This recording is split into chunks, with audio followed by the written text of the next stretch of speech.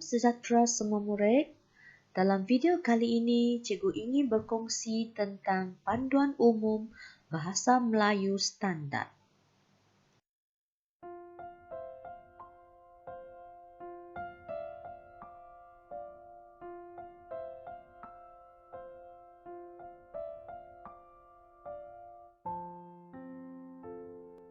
Seterusnya, mari kita lihat kandungan Bahasa Melayu Kertas 2. Kertas 2 ini terbahagi kepada 3 bahagian, iaitu bahagian A, Sistem dan Aplikasi Bahasa, bahagian B, Pemahaman, dan bahagian C, Rumusan. Bahagian A terbahagi pula kepada 5 soalan, iaitu soalan 1 morfologi, soalan 2 sintaksis, soalan 3 penyuntingan, soalan 4 Bahasa Melayu Standard, dan soalan 5 peribahasa. Jadi, untuk keseluruhan bahagian A, markah penuh ialah 35 markah. Dan di sini, murid-murid perhatikan, soalan yang menjadi fokus perbincangan kita iaitu Bahasa Melayu Standard ialah soalan nombor 4. 同学们，我们的马来文试卷2有分3个部分，那就是bahagian A、B 和 C。今天我们所讨论的soalan 4，那就是Bahasa Melayu Standard，就是在bahagian A 里面的第4题。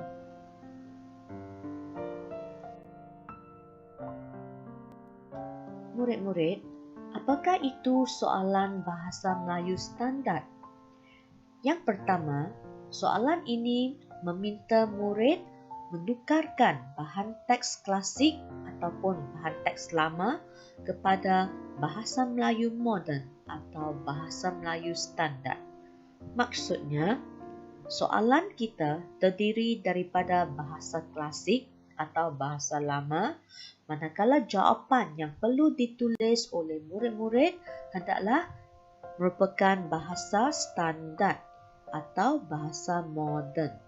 同学们，这个Bahasa Melayu Standard 的题目是需要同学们把古文换成现代文，意思是说，题目里面是古文，可是同学们要写出来的答案是现代文。Bahan untuk soalan Bahasa Melayu Standard ini diambil daripada teks Komsas tingkatan 4 dan 5, iaitu dalam antologi Jaket Kulit Kijang dari Istanbul dan juga dari antologi Sejadah Rindu. Dalam antologi Jaket Kulit Kijang dari Istanbul, murid-murid haruslah membaca dan memahami prosa tradisional kepimpinan melalui teladan.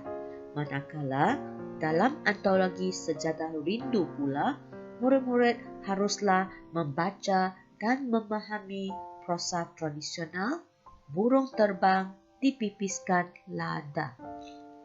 同学们，Bahasa Melayu Standard 的文章是来自中4和中5的 Komsas 课本。这边老师有放这个 Komsas 课本的书皮，同学们应该是有印象吧。第一本是我们 Form 4的，在 Form 4的古文中，那就是 Kepimpinan Melalui Teladan， 同学们就是要读和明白整个古文的故事。Tingkatan 5的 buku teks， 那就是 Sejadah Rindu， 里面有这个古文，那就是 burung terbang dipipiskan lada。 同学们也一样要去读和明白这个古文。当你们读和明白了这2篇古文的故事，你们一定会更容易的去回答这个 Bahasa Melayu Standard 的题目。Panjang soalan ataupun panjang petikan atau bahan adalah antara 50 hingga 60 patah perkataan sahaja. 同学们，我们的题目，那就是文章，只是50到60个字罢了。Mari kita lihat contoh soalan, yaitu soalan Bahasa Melayu Standard ialah soalan keempat dalam kertas 2. Inilah bentuk soalan Bahasa Melayu Standard. 同学们，这个就是我们第4题的题目，类似这样子的。整个文章就是从差不多50到60个字罢了。Petikan yang diberikan untuk soalan 4 ini adalah antara 50 hingga 60 patah perkataan sahaja.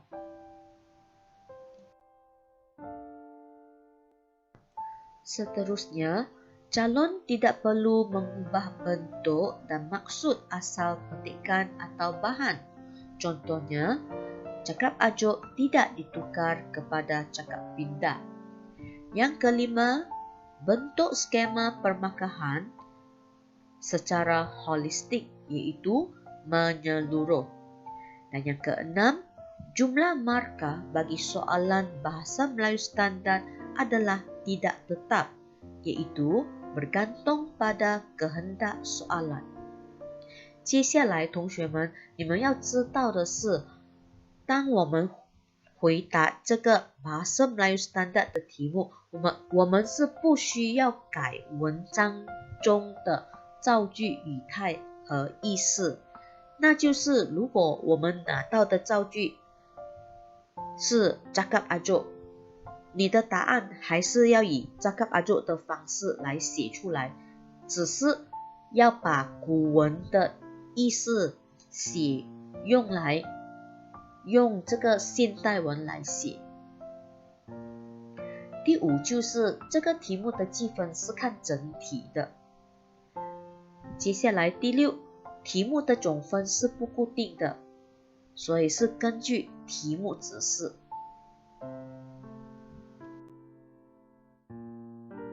Baiklah murid-murid, mari kita lihat sedikit panduan menjawab soalan Bahasa Melayu Standard. Yang pertama, baca keseluruhan petikan sehingga Anda faham maksud petikan secara keseluruhannya. Yang kedua, kenal pasti watak-watak dan peranan yang dimainkan. 同学们，让我们来看看怎么样来回答这个Bahasa Melayu Standard 的题目。第一，首先同学们要先读文章，就是题目。读了过后，就希望你们能明白整个文章的意思。第二，在读的过程中，同学们是要分辨文章中的人物和所扮演的角色。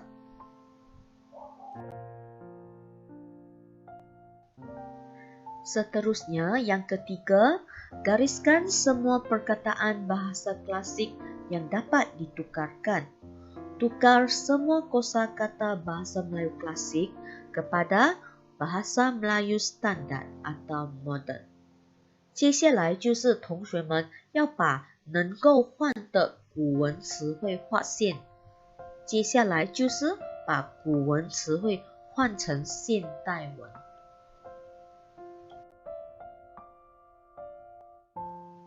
Di sini cikgu senaraikan beberapa contoh kosakata bahasa klasik.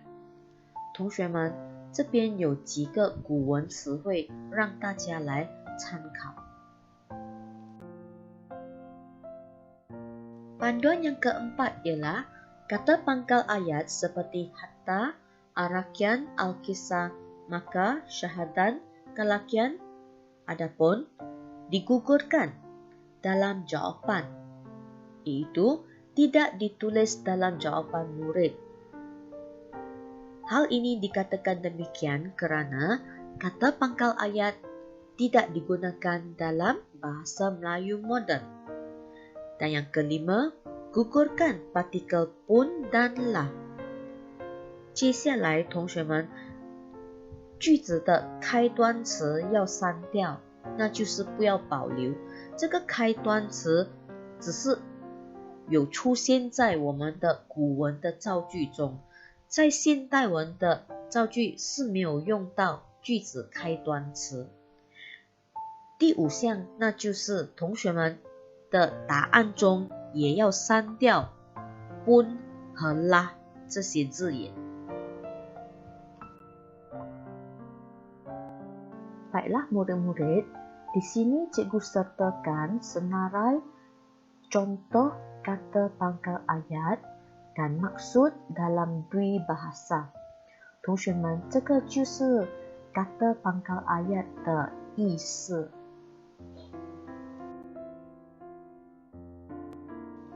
Seterusnya, panduan ke-6 ialah kita mengekalkan penggunaan kosakata bahasa istana dalam jawapan kita, iaitu bahasa Melayu standard。同学们，在写这个bahasa Melayu standard 的答案，我们是保留宫廷语的。Di sini disertakan 4 contoh berserta gambar, iaitu contoh kosakata bahasa istana yang pertama ialah singgasana, yang kedua beradu, yang ketiga gering, dan yang keempat bersantap. Inilah kosakata bahasa istana yang perlu kita tulis dalam jawapan bahasa Melayu standard。同学们，我们就保留这些宫廷语，在写bahasa Melayu standard 的答案。Murid-murid, di sini cikgu sertakan senarai contoh kosakata bahasa istana. Perhatikan ya, bahasa istana kita ditulis dengan perkataan biru muda dan telah cikgu petakkan menggunakan garisan merah ya, sebagai perhatian untuk semua murid bahawa apabila kita menulis jawapan dalam bahasa Melayu standard, kita kekalkan penggunaan kata-kata bahasa istana ini。同学们，这个就是我们bahasa istana 的词汇。你们要留意老师所画红色格子的这些蓝色字，这个就是我们的宫廷语。在我们写bahasa Melayu standard 的答案，我们是保留这些bahasa istana 的。Panduan ke-7, kekalkan kata ganti nama diri seperti baginda, bonda, anak anda, permaisuri atau kakanda. Yang ke-8, kekalkan cakap ajuk dalam jawapan. Kita tidak perlu menukarkan cakap ajuk tersebut kepada cakap pindah。同学们，接下来就是你们要记得，在写bahasa Melayu standard 的时候，我们还是要保留文章中所用的代名词在我们的答案中。第8，我们也保留对话。如果文章里面有的是对话，我们也是照样用白话文把那个对话写出来。所以这2点同学们要记得，都是要保留的。Panduan ke-9, kekalkan maksud petikan. Jangan tambah atau kurangkan fakta dalam petikan asal. Dan yang ke-10, kekalkan nama watak, tempat, dan peralatan。同学们，接下来就是要保留文章的意思。我们不可以增加或减少文章的意思或者内容。第10，就是我们要保留文章中角色的名字、地方和工具。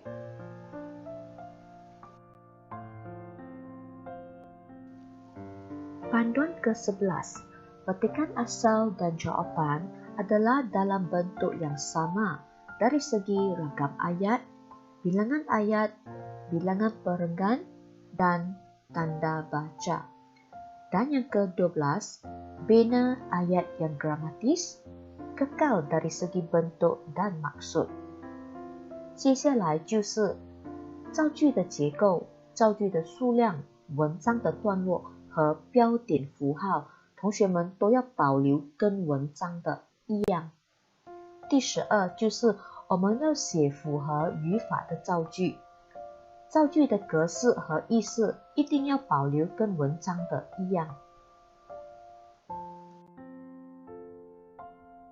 Murid, daripada penjelasan tadi, terdapat 9 perkara yang perlu kita kekalkan semasa menulis jawapan bahasa Melayu standard. Yang pertama ialah maksud ayat dan maksud petikan. Yang kedua, kata ganti nama diri. Yang ketiga, kosakata bahasa istana. Yang keempat, nama tempat. Yang kelima, nama watak dan jawatan.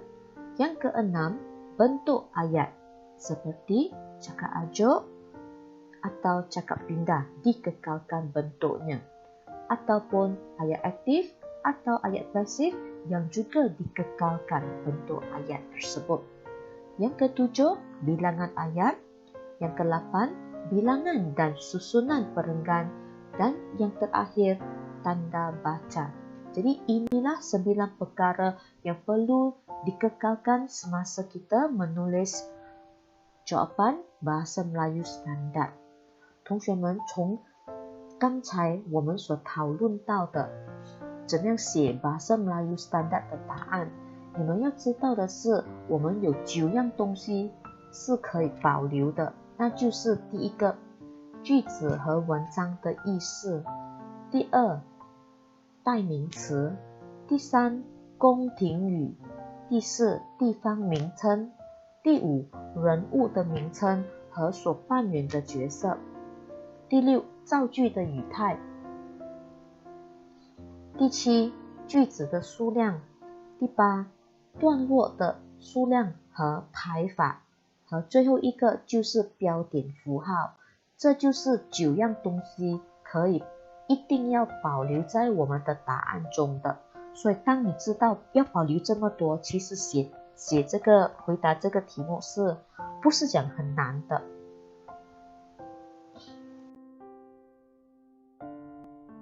Seterusnya, perkara yang perlu kita tukarkan ialah kosakata bahasa klasik. Dan untuk digugurkan pula, murid-murid ingat, kita gugurkan dua perkara, iaitu partikel punlah dan juga kata pangkal ayat。同学们，我们只有一样东西是一定要换的，那就是古文的词汇。除了换，还有2样东西是一定要删除的，就是我们不要保留，就是丢掉它。那就是第一项就是 partikel pun 和 la， 和第二就是我们的 kata pangkal ayat， 那就是古文句子的开端词。